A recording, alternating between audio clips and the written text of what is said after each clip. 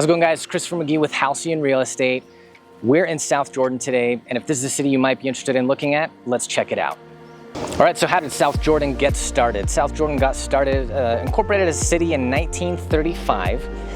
And at that point, it was basically all farmland, and it developed over time to be less farmland and more of a bedroom community to Salt Lake City, where most of the jobs were. There's plenty now, commercial space and retail space and all the restaurants you can imagine in South Jordan, but it began as that bedroom community. So at this point, South Jordan has it's a little shy of 90,000 people in the city. And in South Jordan, we've got everything from townhomes that are for 2 bedrooms in the mid 300 range, all the way to mansions in the $3 million range.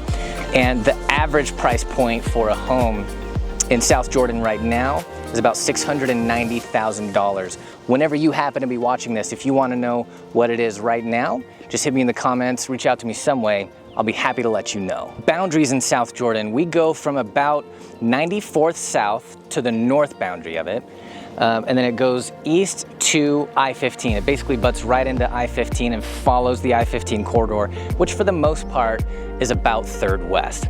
Comes down to about 118th South as the south border, and then it goes all the way west to an old forgotten highway called Bacchus Highway. It's basically the foothills of the Ochre Mountains. So that's our boundaries for the South Jordan city. In 2004, Kennecott Land, which is a subsidiary business to the Kennecott Mining Company, started to develop an area in farther west South Jordan called Daybreak. The whole idea of Daybreak is that the whole thing is kind of one massive HOA. It was all built with the idea of being always 5-minute walk to parks or lakes, or the whole place is supposed to be really walkable. So there's a ton of activity there. So straight west of me is the Kennecott Copper Mine, one of the famous landmarks in Utah. In 2004, a subsidiary of that copper mine, Kennecott Land, bought a huge chunk of the land in South Jordan and declared that they were going to develop it and call it Daybreak. Daybreak is where a ton of the growth has been happening in South Jordan. If you want horse property, do South Jordan, not Daybreak. If you want an HOA that keeps the place flawlessly, where the homes, there's a ton of homes, there's a ton of townhomes, there's a ton of condos, there's single family homes, and they're all within 5 minutes of a park like this, of a lake or a waterway like this, of a playground. The whole place is designed to be walkable, and there's retail throughout, there's commercial throughout. It's a great place to live. Everything is really well upkept. We've got a lot of craftsmen and farm style housing here, and the whole place is kept really well. It's just stunning. It's a beautiful place to live. Ton of growth happening out here in Daybreak. We're at Mulligan's. This is one of the attractions my parents used to bring me to all the time when I was a kid. I'm 41 years old and it's still here, and they keep it really nice. In front of me is the batting cages. Behind me is, of course, the office where you sign up for everything. There's golf, there's driving ranges out here, and there's putt-putt golf right over here. And this is one of the more fun mini golf places that's outside in the state that I've ever been to anywhere, actually. There's a lot of cool stuff. It's beautiful. There's water features in there. It's awesome here at Mulligan's. Great place to bring your kids, great place to just get outside for a little while, be active. And the district is kind of the other big, everybody in South Jordan, definitely everybody in Daybreak is gonna come to the district for retail, for restaurants, and definitely for movies. So everything that you might want retail-wise, there's a whole bunch of commercial stuff here as well. The district is a hopping spot to come.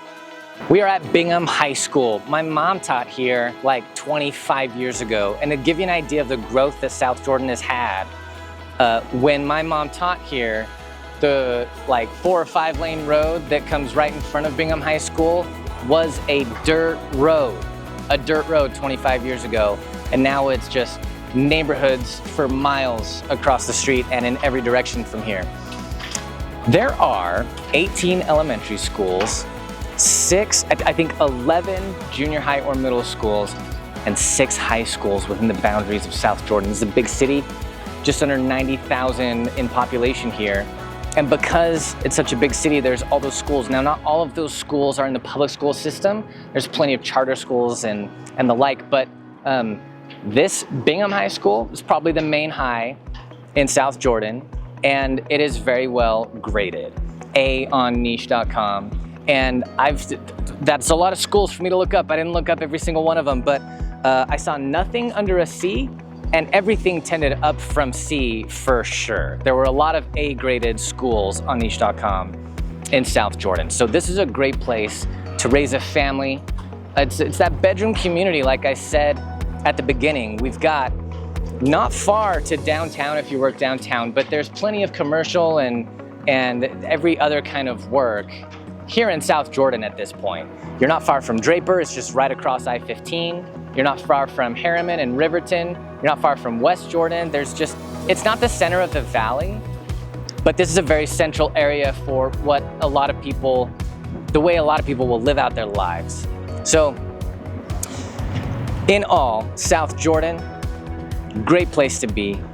If you have any questions about the information I provided in this video, just hit me in the comments. I'm gonna be happy to respond. If you have any questions about any cities that you don't see a video for that I've made, let me know in the comments. I can make that the next city that we make a video about. Again, I'm Christopher McGee. I'm the owner of Halcyon Real Estate. I just wanna give you a good education on what's here and what the market looks like. Hit me up in the comments. I'd be happy to have a conversation. Have a good one.